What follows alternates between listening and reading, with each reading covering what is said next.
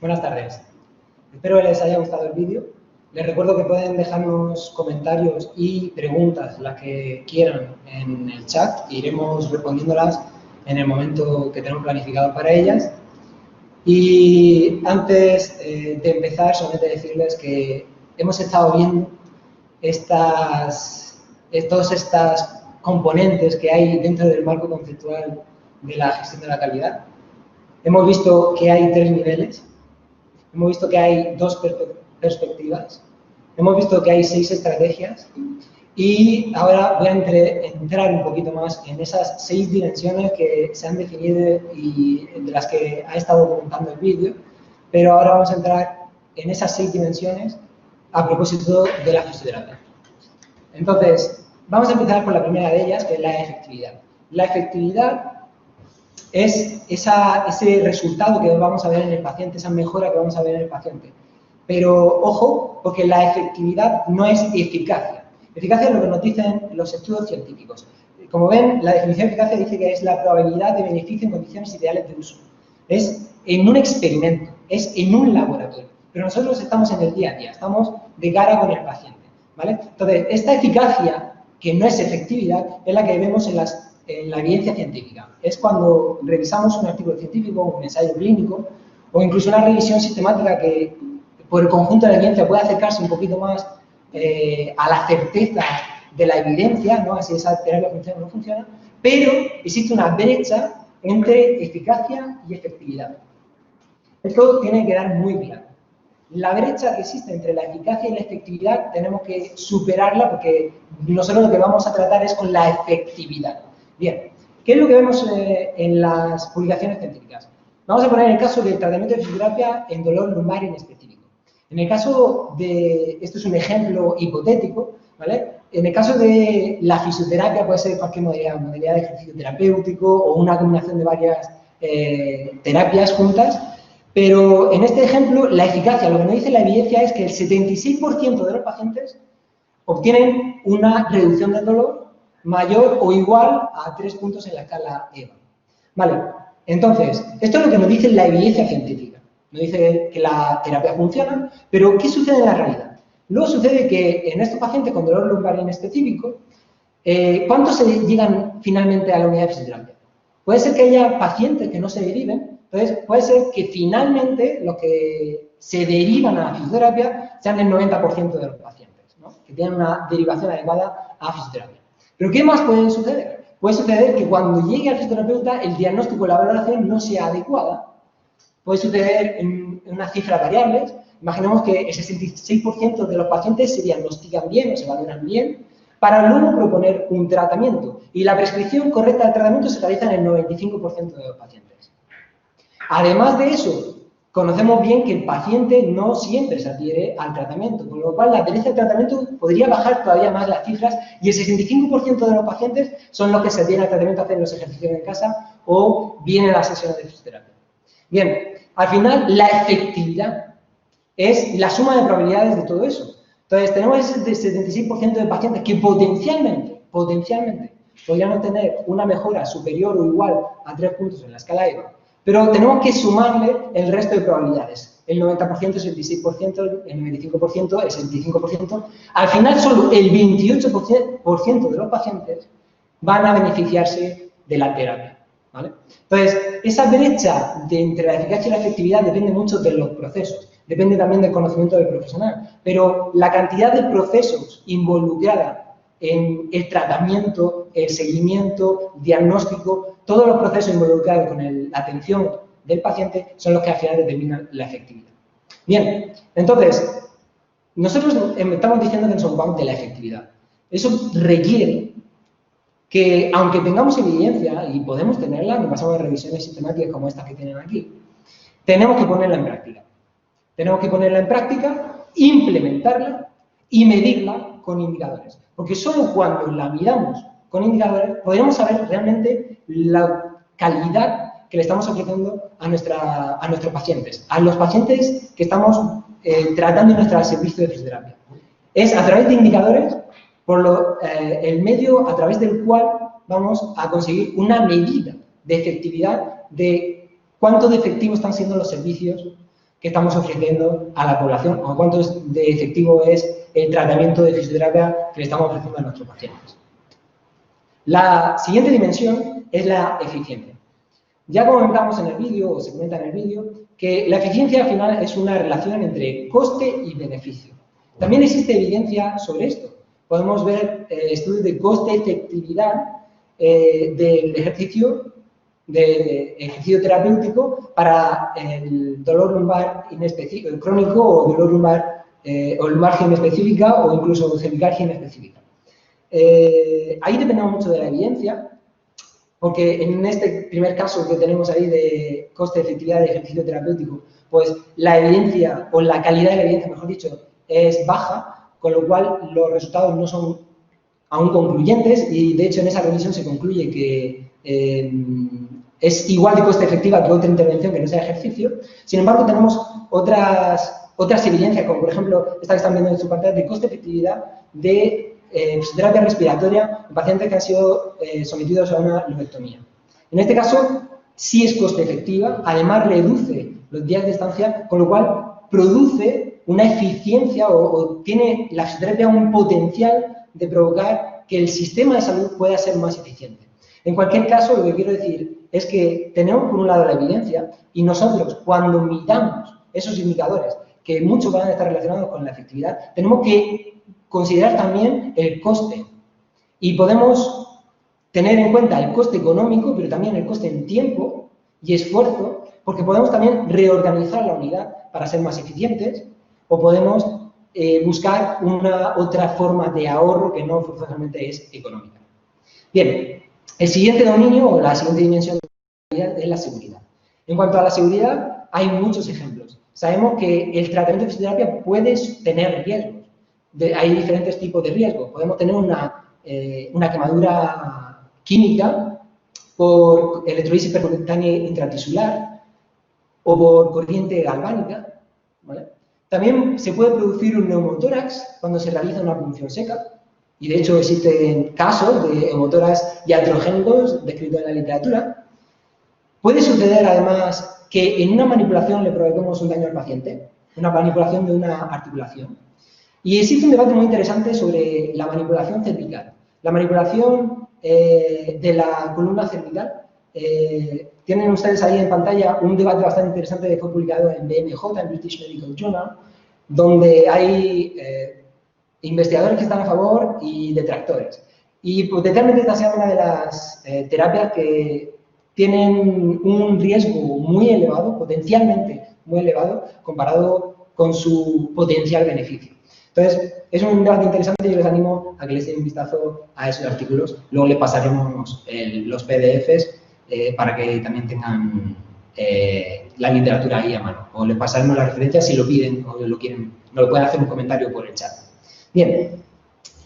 Existe también otro tipo de riesgo que podemos someter al paciente y es el agravamiento del cuadro clínico. Esta vez no es tan evidente, pero podemos pensar en esto cuando nos planteamos una pregunta. La pregunta ¿es segura la fisioterapia o una técnica en particular en determinado tipo de paciente? Podemos estar pensando en pacientes o una técnica en particular, como pueden ver ahí, de la terapia manual en pacientes ancianos con lumbalgia, donde pues, no se ha visto, no hay evidencia muy fuerte, pero hay otros estudios que también investigan la seguridad de la fisioterapia, por ejemplo, en el ámbito de la UCI. Ahí tienen un tipo de ventilación mecánica o un equipo, una terapia de soporte, y también existe cada vez más evidencia que esto es un área en la que cada vez está habiendo más evidencia, por suerte, y estamos pudiendo demostrar dentro de la fisioterapia que sí se puede conseguir cosas y además que son seguras, y es dentro de la UCI. Está habiendo un volumen de evidencia cada vez más importante de que la movilización temprana, la deambulación del paciente, la fisioterapia respiratoria dentro de UCI no solamente puede ser coste efectiva y muy eficiente y ahorrar costes al sistema de salud, sino también además que es segura. Bien, pero también tenemos otros riesgos. Estos riesgos están dentro del hospital. Ahí cambiamos un poco el enfoque, son riesgos que tradicionalmente se están viendo en los hospitales y que quizá la fisioterapia no se ha sumado al carro, no se ha añadido a ese tren, ¿vale? No se ha subido a ese tren aún, pero son todos los riesgos que existen en el hospital, porque el hospital, recuerden ustedes, que es un entorno, un contexto de mayor riesgo para el paciente, donde podemos tener caídas, y ahí hay cosas que puede hacer la fisioterapia y hay evidencia para prevenir caídas. También puede haber tromboembolismo y sabemos que se pueden hacer medidas de prevención que son mecánicas, como podrían ser medias compresivas o incluso técnicas compresivas, pero también la de ambulación del paciente, también hay trabajo ahí que se puede hacer con el fisioterapeuta. Y las infecciones nosocomiales, todos nos tenemos que lavar las manos. Este es un tema que, fíjense, lleva mucho tiempo tratándose en todas las disciplinas dentro del hospital. En todo el mundo, el lavado de manos es algo en lo que la OMS lleva mucho tiempo promoviendo, haciendo. A veces estamos en mejores niveles, a veces peores, muchas veces se nos olvida. Entonces, es un punto que casi es nuestro talón de Aquiles, porque aunque hay países que mejoran o están bastante fuertes en esto, pero es bastante variable esto del lavado de manos y a veces fluctúa. Pero podemos pensar en otras infecciones nosocomiales. Y ya más recientemente, todos hemos visto las adaptaciones que hemos tenido que hacer con el COVID.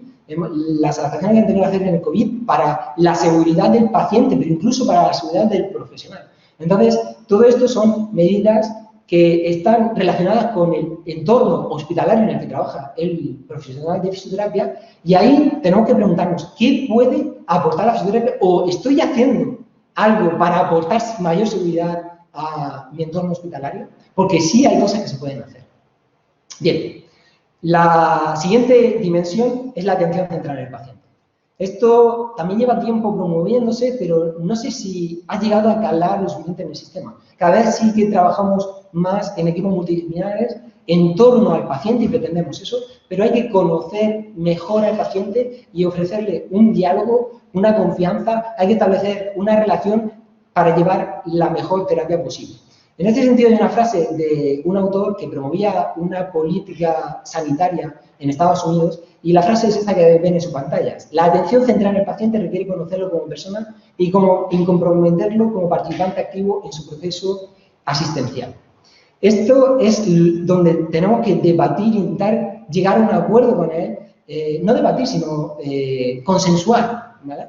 Llegar a un acuerdo sobre los objetivos terapéuticos, por ejemplo. Y, ojo, aquí hay una advertencia, pero también tiene que ser ese diálogo un contexto que permita al clínico selectivo cuando tenga que serlo, ¿no? Y cuestionar las creencias y valores del paciente cuando sea necesario para optimizar el tratamiento. Aquí tenemos que tener ese diálogo y esa confianza, pero ojo, también tenemos que cuando tengamos que poner en duda las creencias del paciente para redirigirlo, reorientarlo a un tratamiento adecuado, pues tendremos que hacerlo siempre con mucha mano izquierda, y es ahí donde tenemos que tener habilidades que podemos entrar en otro ámbito de cosas en las que no me voy a detener ahora mismo, como comunicación, habilidades comunicativas, ¿no?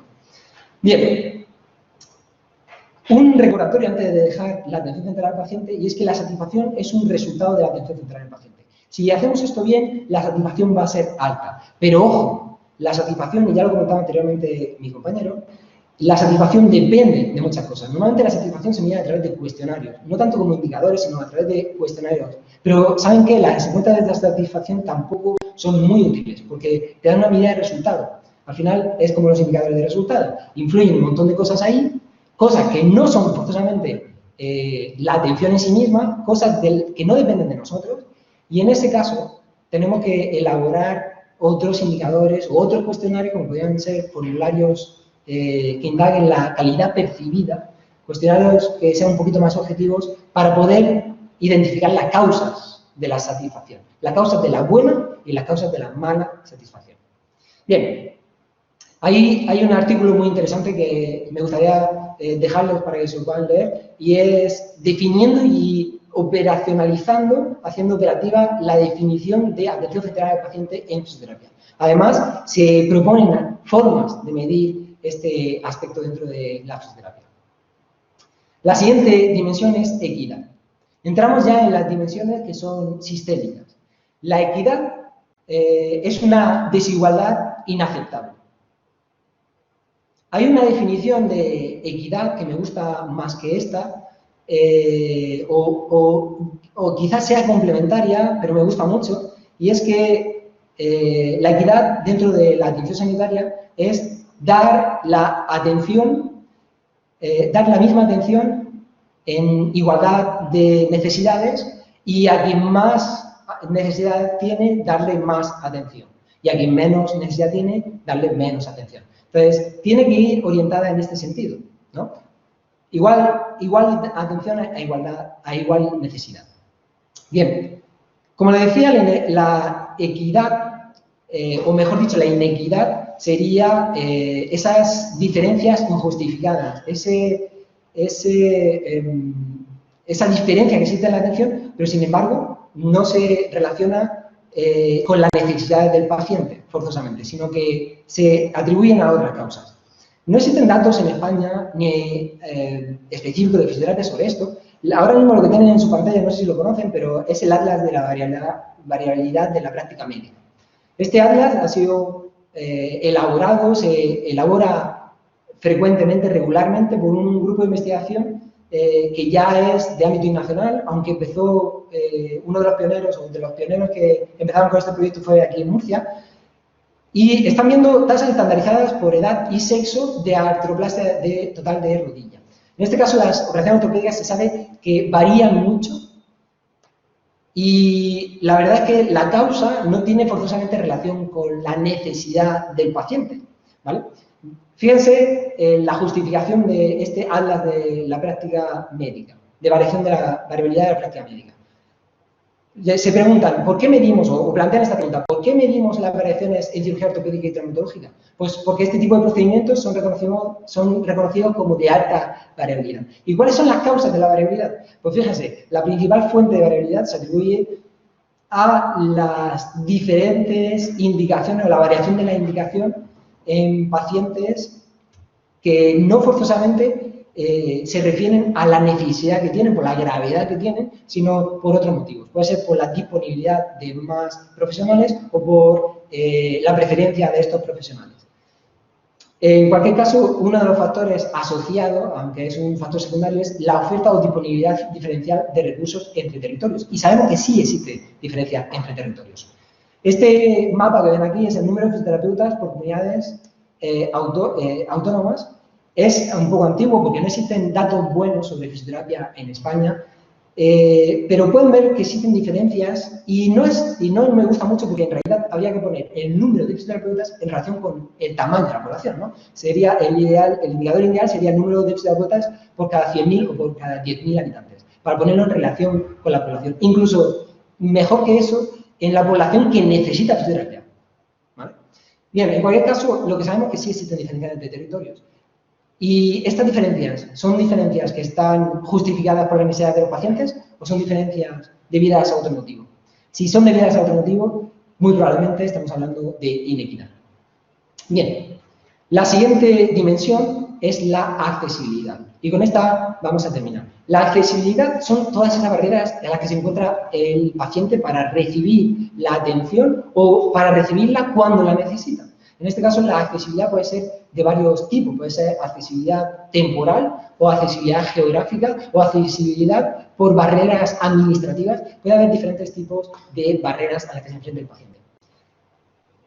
Existen también publicaciones sobre esto y se está formulando un nuevo modelo de atención que es el acceso directo a la fisioterapia, sin tener que haber sin necesidad de que haya una derivación a través de un profesional, de un facultativo, una interconsulta.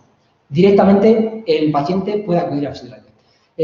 Las revisiones sistemáticas, esta última que están viendo en su pantalla abajo a la derecha, que es bastante reciente, propone en este nuevo modelo, o concluye, después de analizar la evidencia, que puede ser no solamente coste efectiva, sino además que puede ser no solo eficiente, sino mejorar la satisfacción de los usuarios. Todavía queda por investigar algunas facetas sobre si es adecuadamente segura, porque la evidencia todavía es escasa, pero la evidencia apunta a que esto va en buena dirección y que potencialmente puede ser un buen modelo de atención. En cualquier caso, esa eliminación de barreras al acceso de pacientes que necesitan fisioterapia es uno de los objetivos que tenemos que plantearnos dentro de nuestras unidades y medirlo de alguna forma. Entonces, después de hablar de todo esto, después de dar tantos términos y toda esta tecnología es normal que nos sintamos abrumados y que incluso si es la primera vez que nos hemos enfrentado a estos dominios, a estas dimensiones de la calidad y nos cuentan todo esto, las definiciones son, bueno, están ahí toda esa palabrería y parece que no nos entra. Pero es un camino que una vez lo emprendemos, aunque difícil, no puede llevar a buen puerto. Y como pueden ver en su pantalla, las carreteras difíciles llevan a destinos preciosos. Entonces yo les animo a que, aunque esto cueste y estas, digamos, toda esta terminología pueda ser abrumadora y nos asuste un poco, pero que tengan en cuenta que una vez que se inicien por este camino, van a obtener probablemente un muy buen resultado y esto debería animar a continuar.